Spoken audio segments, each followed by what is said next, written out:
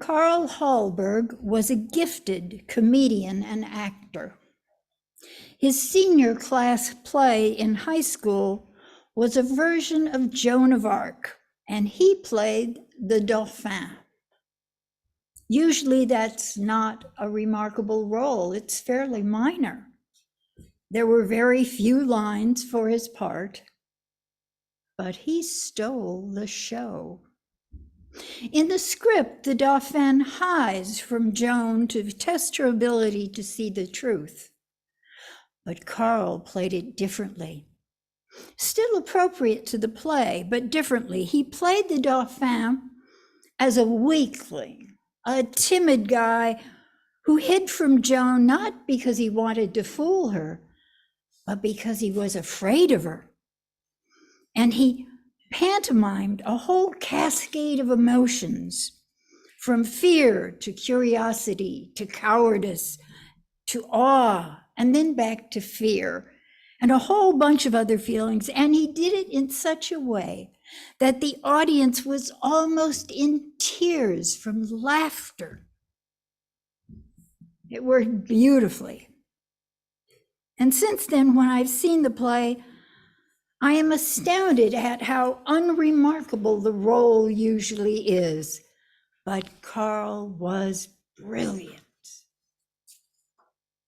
A few months later, he graduated and was planning on going to college when he was drafted.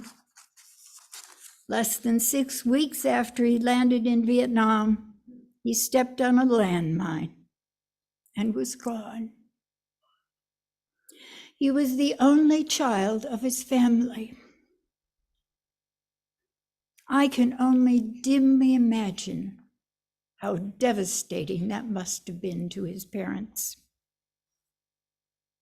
I think of him sometimes, especially on Memorial Day. And since that is tomorrow, I'm thinking of him these days. I think of what he could have been. He might have given Robin Williams a run for his money. Or he may have changed his mind and gone into another field altogether. Whatever. We lost so much. We have lost so many in Vietnam, Korea, Afghanistan, and all the other wars just in my lifetime. What might have been, whoever they might have become, for both good and ill, are forever lost. I think of the young men and women we are losing now in the Sudan, the Ukraine, and probably a dozen other places I'm not really aware of. They may not be our young people, but they are still part of our family, our human family. Who knows? One of them might have found the cure for cancer or brokered a treaty which engendered world peace. I don't know. War seems like such a waste. We try to honor the dead by having a day put aside to remember them, a Memorial Day. And we might try to remember who they were, remember snippets of story about them. That is all that many of them leave behind. But Memorial Day is not just for soldiers. It is actually a time to remember all who have died. On Memorial Day, our family would go to the graves of our own family members. We would respectfully put flowers on the graves and then go eat lunch while telling stories about them. And that's easy to do because in my family, we have lots of characters and we're almost all storytellers. These stories often define us for future generations. The stories, the memories, and the feelings are something we all leave behind. It is as much a part of our legacy as any money or possessions we might bequeath. And in honor of Memorial Day, I'd like to share with you one of my family stories. It's a Papa story, and it's rather long, so I suggest you get comfortable. My folks married in the middle of the Depression, but they worked hard, and they started a family and a couple of businesses.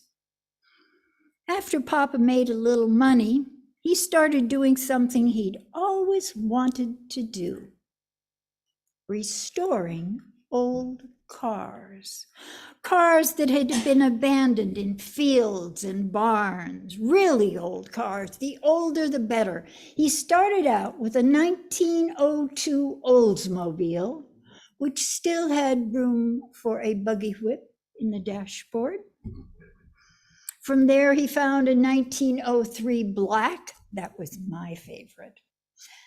He then got a beautiful blue 1909 Maxwell with a mother-in-law seat in the back. And then he got a 1911 Maxwell, beautiful, bright turquoise, with a very large seat in the back for the children. It was called a touring car. And Papa loved to restore them. We had a small garage in the back of the property, and in the summer, Papa would lather up some soap, and he'd put it all over his skin to keep off the mosquitoes. And then he would go out and work on the cars for hours. He loved to just take the cars out for a run. He would gather me and sometimes some of my friends, and we would run around the countryside.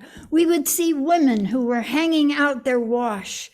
They would stop and wave to us, and the kids would come out laughing because they could almost keep up with the car.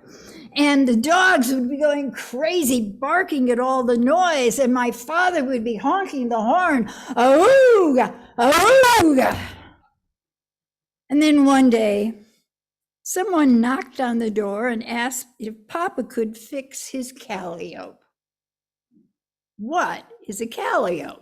Papa asked. "Oh yeah, that's right," the guy said. "You're not a circus person, you're a flat. So you call it a calliope." That's how Papa ended up with a full circus wagon that had a calliope on it. It was like a player piano, but you didn't have to have someone pumping the pedals. You just pushed down on the lever and it would play itself. And it was loud. Papa worked on it so it performed beautifully, and when he pushed the lever, you could hear it all the way across the lake. Unfortunately, the owner of the calliope forgot to give Papa his address or contact information, or perhaps Papa lost it. So we had the calliope for several years sitting in our driveway. Papa was not above taking it out for a spin now and then, which made the local parades even more festive than usual. Papa also loved to hitch up the calliope and run it through the neighborhood, but everyone would be deaf for some time afterwards. Perhaps the person most affected by his tinkering and playing with the calliope was our next door neighbor, Alice Stout. Every time he played it, she would come over to our place laughing and telling him to turn it down. Alice was a character. She brought out the best in both Mother and Papa. They became very good friends, especially after she discovered that she and Papa shared the same birthday, April 15th. Papa never forgave the government for choosing his birthday as the day for collecting taxes. Alice was a happy soul with a great sense of humor. When she discovered that she and Papa shared a birthday, she conspired with Mother to throw him a party. They sent out invitations signed by Papa, including the postscript, "Please bring expensive gifts." Somehow no one told Papa, so it was a total surprise. And some of his gifts that year included a mink-lined toothpick and other equally useful items. Alice also made a cake out of mud and covered it with beautiful frosting and sprinkles. Then Mother hid Papa's glasses so he couldn't see, and he was almost fooled by it until he tried to cut the cake. Papa had a good laugh over it, but privately, he took it as a challenge. And the next year on their birthday, he played a joke on her. And from then on, it was a very friendly, funny war. Each year, they tried to outdo each other with practical jokes. Alice really brought out the laughter in both Mother and Papa. The year that we hosted our foster student from Turkey, his name was Suleiman Couture, Alice and her family moved away into town. Papa and Mother missed them, but with Suleiman in the house, they had something positive to distract them. And Suleiman was a joy for both parents. The first family he lived with had thought that it was their duty to convert him to Christianity. Suleiman, a devout Muslim, did not care for that, and he wanted to go home. But the powers that be convinced him to give it another try, and he ended up with Mother and Papa. I thought this was a horrid mistake because Mother was an ardent Christian Scientist, and I feared poor Suleiman would end up in the same situation as before. And sure enough, Mother and Suleiman ended up talking religion all the time. Mother being a Christian Scientist and Suleiman being a Muslim, you'd think there might be clashes. But instead, they both enjoyed the talks and came away feeling affirmed in their relative beliefs. They loved to teach each other about their religions, and they would compare and contrast ideas. I remember in particular, they compared the different versions of the Golden Rule. Mother knew the version that says, "Do unto others as you would have them do unto you."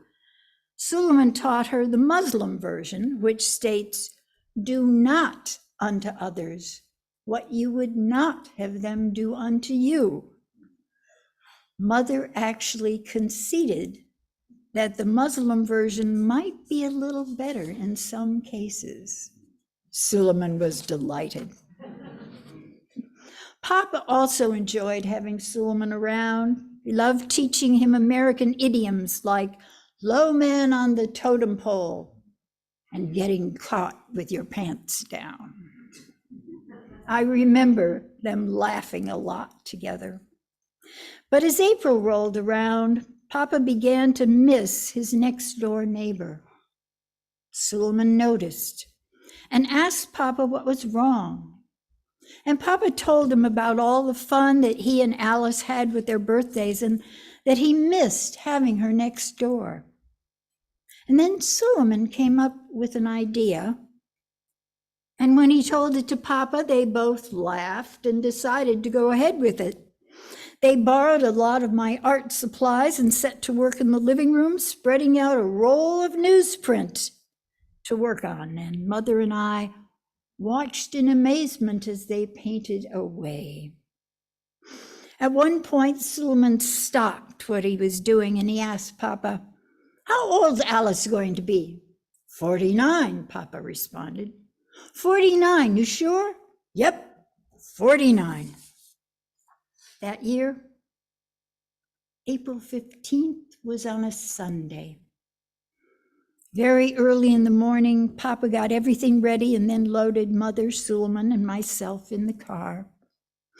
Borg Road back then was lined with elm trees that arched over the road like a Gothic cathedral. The sky was a bright baby blue, and the trees were covered with frost that was pink from the sunrise. Slowly and carefully, Papa drove us into town over to Alice's new home. He positioned the car and backed up the circus wagon into Alice's driveway so that it blocked everything. He then hitched the circus wagon very carefully, set up the calliope, and pushed the lever down so it started screeching to high heaven.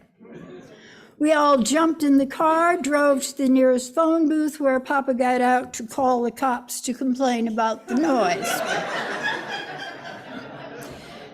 Kids and dogs were streaming out of the neighborhood houses over bright green lawns. Parents in pajamas followed, rubbing their eyes and holding their ears. And the next day, the Delavan Enterprise front page had a big color picture of Alice in her pink curlers and fuzzy slippers, looking bewilderingly at the festooned circus wagon that had a bright banner on it saying, "Happy birthday, Alice, 59 today."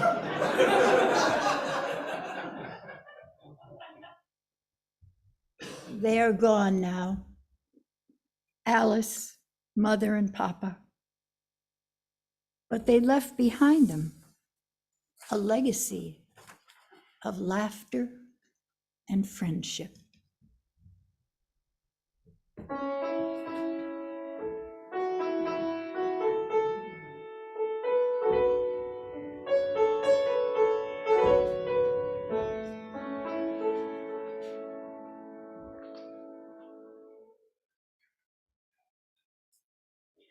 Bright morning star arises,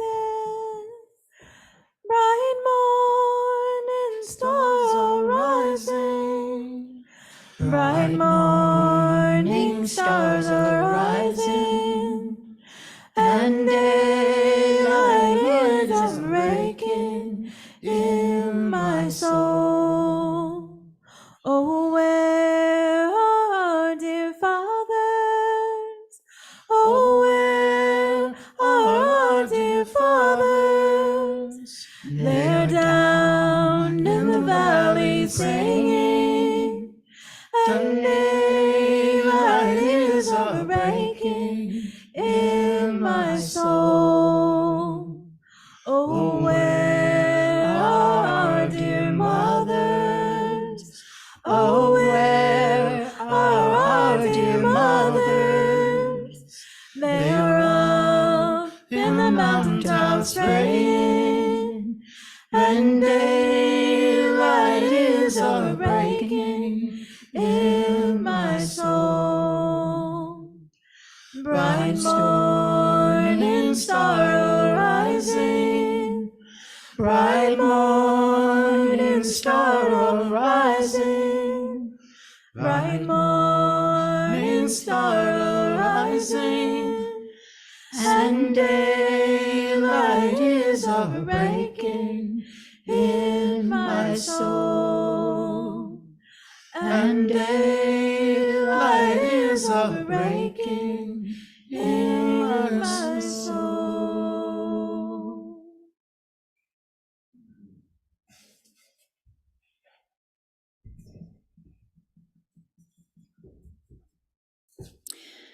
Now you might wonder why I choose to tell you about Carl Hallberg, the brilliant comedian lost in a war. Why would I then pivot to share with you the story of Papa and the Calliope? Partly because it's my clumsy attempt to remember them, to remember and to share with you a small part of their legacies, what they left behind, so that maybe a small snippet of who they were might live with you for a moment. And I admit I have only shared the good stuff here.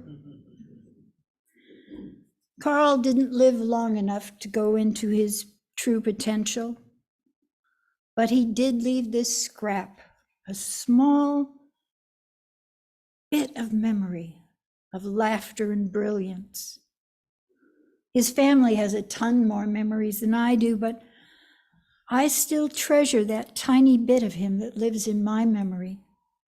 And now it is part of yours. Papa and Alice and Mother left memories too, many of which I have forgotten, but I still remember the feelings. And you and I, we are leaving memories for those who follow us. We are all, each one of us, going to die someday, and we all will leave memories. Sadly, each one of us leaves bad memories to someone somewhere, as well as good ones. We can't help it. We're only human. But if we are aware that what we do impacts others and becomes our legacy, then maybe, just maybe, sometimes we might choose to do things differently. And maybe, like certain 12-step programs would have us do, we can make amends for some of our actions that we are less than proud of. But in any case, we will leave memories and feelings for those who come after. And we do have a choice as to what we emphasize, what we stand for, what we will be remembered for. And that will be our true legacy. The memory of us is not just for those who are close to us. We do leave memories with our families, friends, and coworkers. But we also leave small, so-called unimportant impressions on people who observe us in the grocery store, or in a chat room, or walking the dog. Small, fleeting moments, a smile, a remark, perhaps even a joke. Probably not earth-shaking.